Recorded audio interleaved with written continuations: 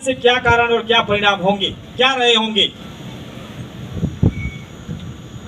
हम बार बार कहते आए हैं, प्रोफेसर साहब ने भी कहा और यहाँ पे बार बार हर बार शब्द तो निकलेगा भिल प्रदेश का।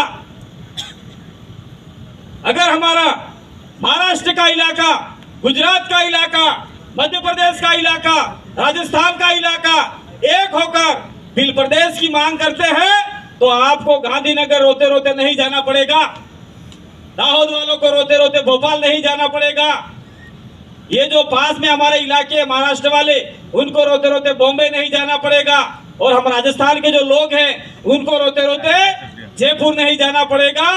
आने वाले समय में अगर हमारा ये जनजागरण तेज रहा, आज ये जो इलेक्ट्रॉनिक मीडिया का जमाना है इसके आधार पे हम लोग तेज जनजागरण करेंगे तो निश्चित रूप से आपका ये भिल प्रदेश का निर्माण होगा।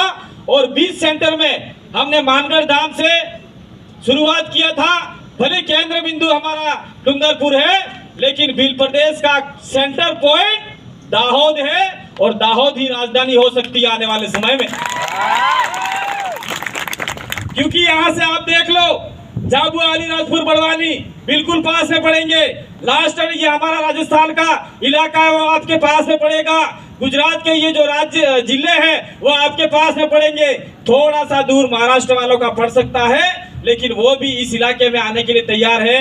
बम्बई जाएंगे तो उनका दूर पड़ सकता है। तो साथियों, अगर हम लोग एक हुए, ताकतवर हुए तो निश्चित रूप से भिल प्रदेश का निर्माण होगा। और भिल प्रदेश का निर्माण होगा तो हमारा आदिवासी मुख्यमंत्री होगा, हमारे आदिवासी मिनिस्टर होंगे, आदिवासी कलेक्टर होंगे। आपको ट्रांसफर करके जूनागढ़ फेंक दिया जाता है, वो जूनागढ़ फेंकेंगे नहीं, आप जहां चाहोगे वहां नौकरी कर सकते हो। ये पावर आपको देना चाहते हैं हम लोग। ये लड़ाई हम राजस्थान से लड़ेंगे तो गुजरात वाले नहीं लड़ेंगे तो हमारा परिणाम शुद्ध साफ नहीं होगा। हमको सबको साथ में लेकर लड़ाई लड़ना होगा। और आदिवासी एकता परिषद का कार्यक्रम अभी 4-5 दिन पहले ही संपन्न हुआ है। उस कार्यक्रम में डूंगरपुर और प्रतापगढ़ के सबसे ज्यादा लोग गए थे, इसीलिए वहां से भी हमारे यहाँ पे अधिकतम कार्यकर्ता सदस्य आ सकते थे, लेकिन आर्थिक स्थिति आदिवासियों की सही नहीं है जिसकी वजह से यहाँ उपस्थित नहीं हुए। वहां पे मैंने 2 बातें रखी थी, 2 बातें यहाँ पे भी रखना चाहूंगा।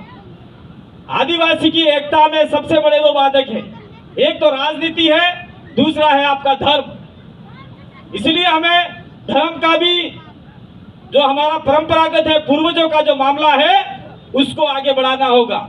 और राजनीति का हमें कोई न कोई ऑप्शन देना होगा तो ही हमारे लोग वहां से छूटकर हमारे पास आएंगे।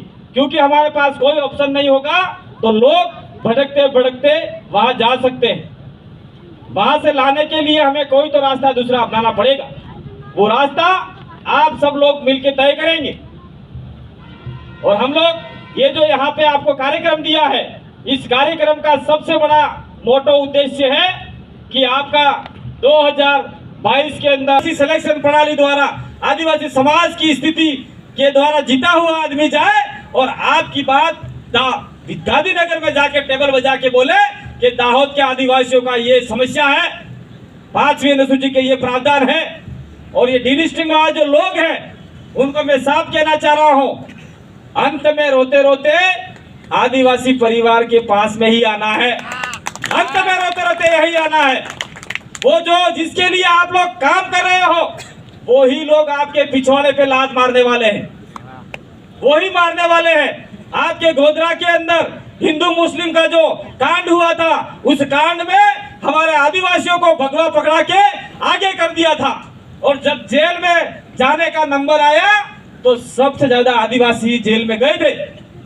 और वो जेल में जाने के बाद में उनको समझ में आ गया, अरे यार यहाँ तो राष्ट्रवाद की बात करते हैं, हम सभी भाई भाई ऐसी बात करते हैं, लेकिन हमसे मिलने के लिए और हमको छुड़वाने के लिए कोई नहीं आया। इसके बारे में हमारे मांगीलाल जी ननम